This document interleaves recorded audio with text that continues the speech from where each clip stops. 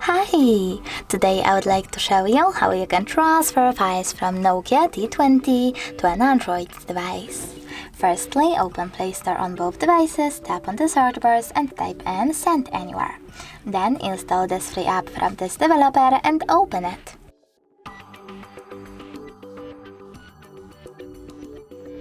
Now you need to choose I accept, confirm, continue and allow. Then do exactly the same on the other device. I have to rotate my tablet real quick, and after that I can select send on Nokia and receive on an Android. Then tap on all of those type of dots and just send. This way you will select all of those files and transfer them later on.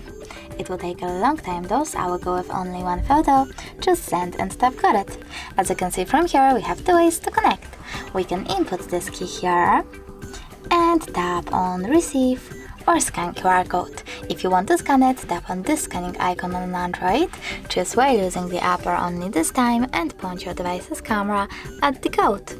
Then we need to wait a bit, and as you can see, my photo was successfully transferred.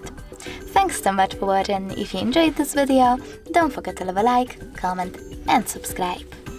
Bye!